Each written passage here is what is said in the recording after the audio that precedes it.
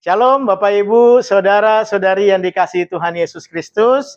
Selamat berjumpa kembali lagi bersama saya Pendeta Dapot Gultom dalam Core Message GBI Kenosis Palangkaraya edisi Minggu 13 April 2025. Tadi kita sudah mendengar firman Tuhan yang membahas tentang membangun disiplin rohani. Ternyata saudara, bukan saja jasmani, disiplin rohani juga perlu dibangun. Kenapa? Karena kita mengasihi Tuhan Yesus. Kalau kita dengar kata disiplin, mungkin yang terpikir pertama kali adalah hukuman kalau tidak mengerjakan disiplin itu. Tetapi yang saya maksudkan di sini adalah disiplin karena kita mengasihi Tuhan.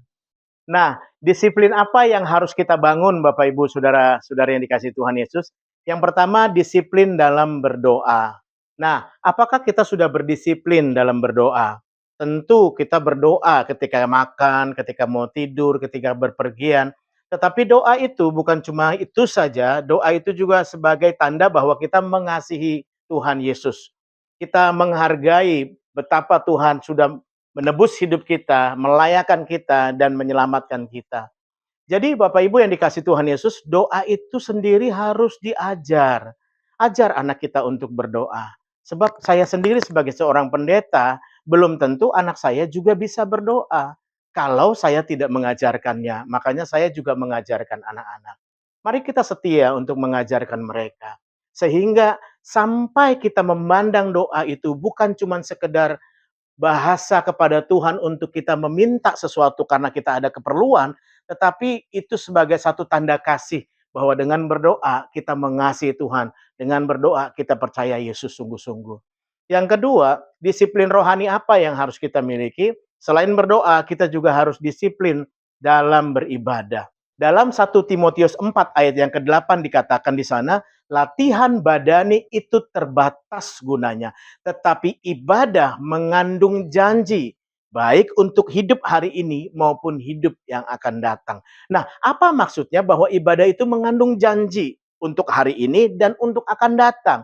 Waktu saya telusuri dalam Alkitab, ayat ini berhubungan dengan Matius 6 ayat 33 yang berkata, carilah dahulu kerajaan Allah dan kebenarannya, maka semua akan ditambahkan kepadamu.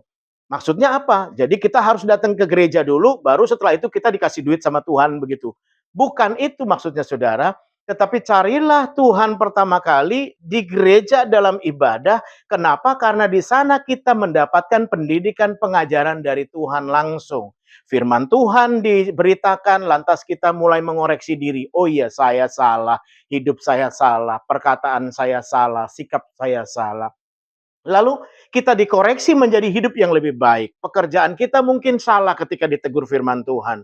Ada cara-cara yang lebih baik yang bisa kita lakukan. Nah, lantas dalam hidup kita di hari Senin, Selasa, Rabu, Kamis, Jumat, Sabtu, kalau kita kerja sampai Sabtu, kita mulai mempraktekkan apa yang tadi Tuhan sudah bukakan. Tentu kita bertobat dan kita mulai memperbaiki diri. Nah, inilah yang dikatakan bahwa Tuhan memberkati kita, ibadah itu berguna untuk hari ini. Jadi ketika kita dengar firman Tuhan, kita bertobat, lalu kita bekerja dengan baik, dan apa yang kita kerjakan menghasilkan berkat untuk kita. Lalu apa artinya ibadah itu berguna untuk hidup yang akan datang? Saya lihat lagi ayat itu berhubungan dengan Markus 10 ayat 30 yang berkata, nanti pada zaman yang akan datang, mereka akan memiliki hidup yang kekal. Siapa itu mereka? Orang yang meninggalkan bapaknya, ibunya, ladangnya, pekerjaannya. Kenapa mereka meninggalkan ladangnya, ibunya, bapaknya? Bukan berarti pisah, gak kenal lagi saudara. Tapi mereka punya keputusan bahwa mereka hanya mengasihi Tuhan Yesus di atas segalanya. Jadi hidup mereka itu berkomitmen luar biasa. Dan itu terjadi ketika mereka mendengarkan firman Tuhan dalam ibadah. Firman Tuhan itu yang mengubahkan hidup mereka. Sehingga mereka bisa melakukan kebenaran.